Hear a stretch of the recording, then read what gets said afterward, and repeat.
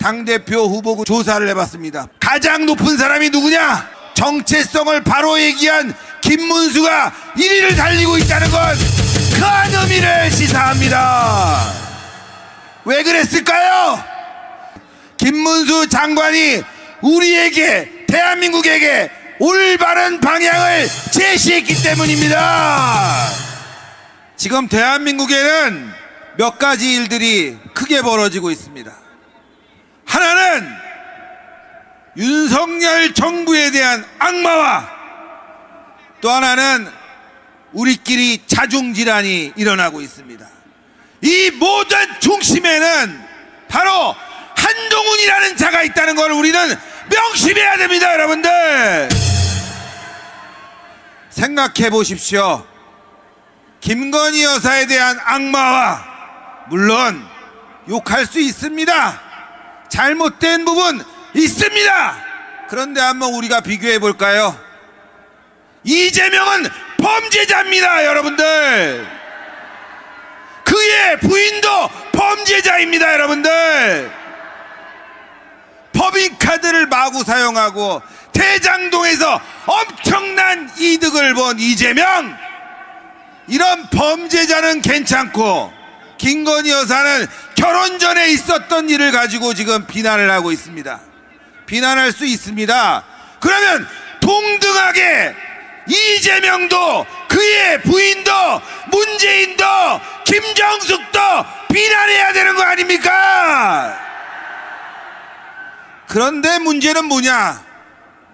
민주당은 그럴 수 있습니다.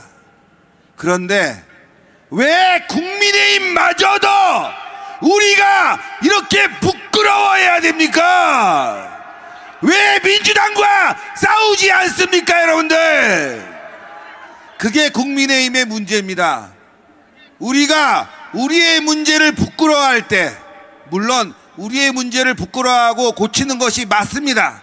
그런데 국민의힘은 유독 민주당에 의해서 굴복당하는 모습을 많이 보이기 때문에 우리가 이렇게 모인 거 아닙니까? 정말 화가 나는 일들이 한두 가지가 아닙니다. 최근 들어서 한동훈이라는 당대표를 뽑아놓고 난 뒤에 의료개혁 원점 재검토, 대통령이 하는 일마다 방해를 하고, 최근에는 대통령에 대해서 대통령실을 공격하는 발언까지 서슴시 없이 나오는 게 지금 한동훈의 작태입니다. 여러분들, 지금 국민의힘은 김건희 여사 특검, 최상병 특검을 막아야 되는 정말 절박한 상황에 몰려 있습니다. 물론 막을 수 있습니다. 막아야 됩니다. 근데 여러분들, 한동훈이가 이걸 막을 수 있을까요? 이미 3명 정도의 이탈표가 생겼다고 합니다. 김건희 여사 특검 진행되면 윤석열 정부는 탄핵되는 겁니다. 여러분들, 탄핵되면 어떻게 되냐? 우리 보수우파 또 한 번 죽어납니다. 여러분들, 박근혜 대통령 탄핵됐을 때 보수우파 수천 명이 조사받았고 수십 명이 고통받았고 정말 많은 사람들이 자살했습니다. 그런 일들이 또 벌어져야 되겠습니까? 여러분들, 막아야 되는 거 아닙니까? 그런데 지금 국민의힘 상황이 녹록치 않습니다. 오늘 보도를 보니까 한동훈이 이런 말을 했습니다. 민주당 마음대로 하는 김건희 특검법, 당의 부결을 설득할 것이다. 맞는 말 같습니까? 이거는 설득할 문제가 아닙니다.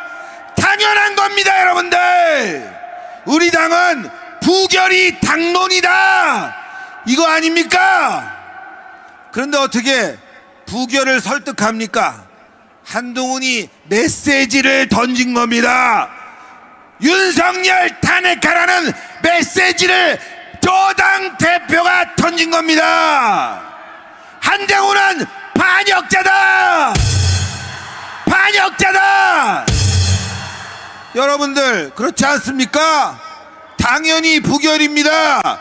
설득할 필요도 없습니다. 우리 당은 당연히 부결로 당론을 모았습니다라고 발표해야 되는데 의원들을 설득한다는 저런 회계망측한 발언으로 우리를 분열시키는 게 한동훈이 개자식입니다. 여러분들, 한동훈 물러가라!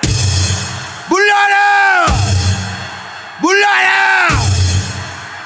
제가 왜 한동훈을 물러가라고 하느냐, 여러분들과 저도 똑같은 마음입니다. 우리끼리 분열하면 망하는 거 아니겠습니까? 자, 어제 여론조사를 여러분들께 말씀드리면 이재명은 차기 대선 후보 호감도에서 40%를 넘어갔다고 합니다. 그런데 한동훈이는 19%, 절반도 못 따라갑니다. 왜 그렇게 됐을까요? 잘난 척하기, 윤석열 대통령과 각 세우기, 분탕치기, 좌파 정책 따라하기, 이런 거로 폭망했는데 각성을 못하는 겁니다. 이미 한동훈은 대통령이 될 수 없다는 걸 보여준 겁니다. 여러분들, 그러면 우리는 어떻게 해야 되냐? 후보를 교체해야 됩니다. 당대표를 몰아내야 됩니다. 그런데 지금 아주 흥미로운 현상이 벌어지고 있습니다. 그 이후에 당대표 후보군들에 대한 조사를 해봤습니다. 보수진영 가장 높은 사람이 누구냐? 김문수였습니다. 여러분들, 그 뒤를 오세훈, 홍준표가 따라가고 있습니다. 오세훈은 서울시장, 홍준표는 대구시장, 막강한 맨파워를 가지고 홍보했는데 갑자기 나와서 정체성을 바로 얘기한 김문수가 1위를 달리고 있다는 건 큰 의미를 시사합니다. 왜 그랬을까요? 왜 그런 현상이 벌어졌을까요? 그건 바로 김문수 후보가, 아니 후보도 아니네, 김문수 장관이 우리에게, 대한민국에게 올바른 방향을 제시했기 때문입니다. 그런데 요즘 김문수 장관도 약간 오락가락합니다. 한동훈과 손을 잡으라, 화해해라. 정말 답답하군요. 그런데 제가 말씀드릴 게 있습니다. 그 누구라도 윤석열과 손잡고 한동훈 때려잡고 대한민국 정체성 바로 세우면 대권 후보 이 바로 갑니다. 그게 우리 보수 우파의 마음이라는 거를 최근 여론조사가 보여주는 겁니다. 바른 얘기만 하면 그 누구라도 우리는 세울 수가 있다. 그게 바로 우리 광화문이다. 오늘 이 자리에 국민의힘 관계자 국회의원 나왔습니까? 한 명도 없죠? 이렇게 많은 분들이 10월 3일 대한민국을 살리려고 나왔는데 이 자리에 여당이 없다는 거, 이게 대한민국의 슬픔입니다. 여러분들, 그래서 우리는 이제 패러다임을 바꿔야 됩니다. 국민의힘을 버리고 자유통일당 중심으로 전광훈 목사님과 함께 나가야 됩니다. 그게 우리가 사는 길입니다. 전광훈 목사님이 저는 대통령 후보 됐으면 좋겠습니다. 그렇지 않습니까? 빨갱이 다 때려잡습니다. 문재인 그 다음 날로 사형입니다. 이재명 무기징역입니다. 종북 좌파 빨갱이 다 북한으로 넘겨버립니다. 그런 사람이 대통령 되는 날 대한민국이 바로 서는 거 아니겠습니까? 맞지 않습니까? 여러분들, 윤석열 대통령 우리 전광훈 목사님 아니었으면 대통령 됐겠습니까? 0.7% 20만 표 차이로 이겼습니다. 이 자리에 나온 분들이 오늘 100만인데 이분들의 힘으로 대통령 된 거 아닙니까? 그래서 정신 차리라고 말씀드리는 겁니다.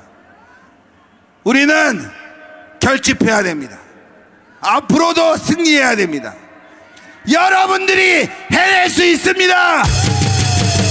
여러분들이 우리의 대통령 후보를 만들 수도 있고 세울 수도 있습니다. 이 자리가 대한민국의 애국의 중심이다. 우리는 승리한다. 승리한다.